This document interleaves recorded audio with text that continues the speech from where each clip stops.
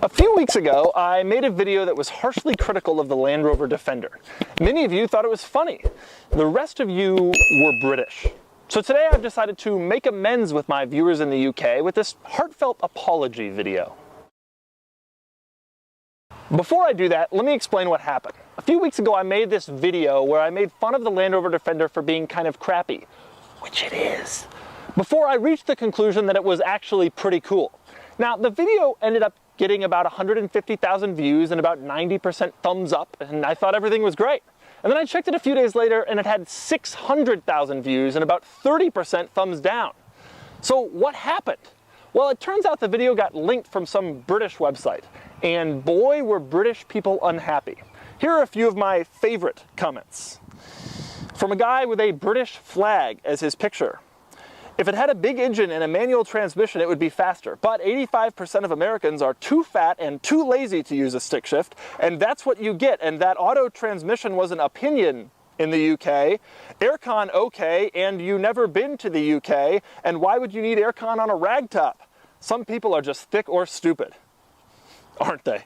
From another viewer, shut up you bellend, the reason they are good, if I was in any other car, me and my dad and my brother and my sister would have died, but because it is sturdy, we all fucking survive, no thanks to you. Well, sorry.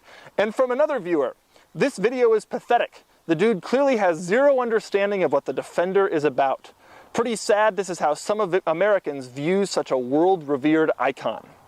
That last guy's name is Alistair Davidson. Wonder if he's Brazilian. But here's the thing, British people. I don't hate your cars. I love them. And today I'm going to demonstrate my love for British vehicles by showing off some of the many features of my used Range Rover. We'll start with the mirrors. They fold automatically, except when you press the button, one folds in and the other one folds out. Press it again and same thing. So you're thinking, why not just manually get the mirrors in sync and then press the button? Well, same problem. But this is actually a feature that ensures you will always be able to see one side of your car at all times. Pretty good thinking, Brits. Also, the handbrake doesn't work. But that's a feature too, because now I won't pull it while I'm driving and die. Another great feature, the parking sensors. One of mine recently fell into my bumper, so it's always beeping because it always thinks I'm about to hit my bumper.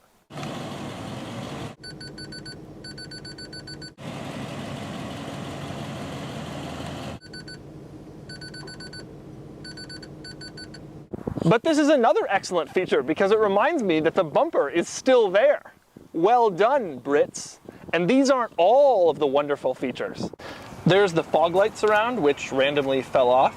The taillight that I replaced because it filled with water. Seriously. The horn, which broke twice. The steering column, which also broke twice. The radiator, which was replaced after it leaked. The transmission sleeve, also replaced.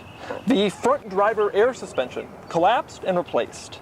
The front passenger air suspension, collapsed and replaced. But these aren't problems. These are features that remind me that it's time to come in for an oil change. If nothing was broken, I would probably forget.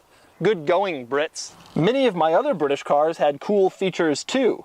My Range Rover Classic stranded me twice, once because a piece of plastic the size of a dime got stuck in the transmission lever. My Lotus Elise air conditioning failed in the middle of the desert in July. And my Aston Martin, well, you already know about that. Here's the thing, British people. Your cars aren't well made, and saying that they are is just lying, like a toothpick trying to convince people that it's a tree. But that's okay, because British cars have other great qualities. I loved my Lotus, I love my Range Rover, I love my Aston Martin, and I seriously loved the Defender in that video the other day. British cars are exciting, they're charming, they have class and character. So I'm sorry if I offended you, British people, but I promise I still like your cars. Keep them coming.